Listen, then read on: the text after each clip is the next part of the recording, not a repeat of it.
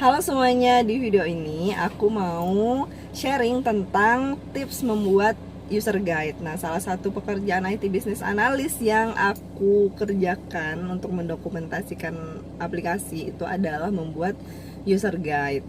Nah, user guide atau user manual ya, biasanya dibilangnya.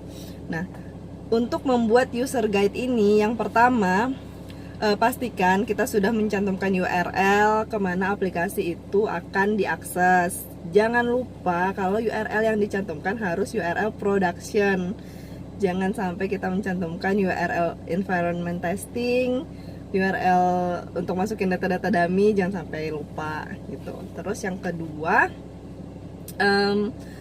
pastikan kita sudah membuat list untuk untuk hak akses usernya, tingkat approval seperti apa. Jadi usernya jadi mengetahui posisi dia ada di mana, hak akses dia apa saja, dan dia bisa mengakses menu apa saja di dalam aplikasi itu. Nah, biasanya user guide ini dibuat sesuai dengan per hak akses user. Misalnya user guide untuk administrator, user guide untuk user operator, user guide untuk user guide untuk user administrator OPD misalnya gitu, user guide untuk operator OPD misalnya gitu. Nah, pastikan itu ada. Lebih bagus kalau misalnya mau disatukan semuanya hak aksesnya. Nah, itu bisa menggunakan tabel menjelaskannya. Jadi di dalam tabel itu teman-teman bisa membuatkan semacam matriks penggunaan. Jadi untuk si administrator bisanya akses menu apa saja, untuk operator bisanya akses menu apa saja. Nah, dari situ mereka bisa merujuk ke masing-masing hak akses yang bagian mereka aja gitu. Nah, terus yang ketiga itu sudah pasti ada cara input, add, edit, delete, pasti ada, itu standar. Nah, cuman yang harus dipastikan itu ya kita menyampaikan itu dengan bahasa yang mudah dipahami oleh user. Jadi jangan sampai bahasa kita terlalu teknis, jadi usernya jadi nggak terlalu paham. Nah, sampaikanlah dengan bahasa Indonesia yang baik dan benar, yang jelas, dan posisikan diri kita di sisi user. Jadi bukan orang yang paham dengan aplikasi ini, tapi adalah orang yang paham dengan bisnis proses dari penggunaan aplikasi ini gitu. Itulah usernya kan. Nah, terus yang keempat apa ya? Yang keempat itu lebih baik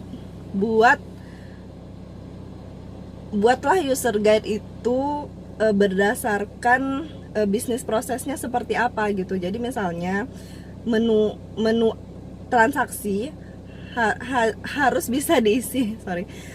Menu transaksi itu harus bisa diisi jika menu data master barang sudah di input.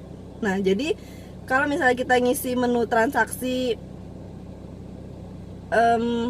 transaksi jual beli barang, tapi barangnya belum diinput di data masternya, pasti nggak bisa dipilih dong nanti di menu transaksi. Nah, hal-hal yang berelasi seperti itu harus disampaikan di dalam user guide. Jadi langkah-langkah pertamanya adalah input data master barang lebih dulu, caranya begini dan begini.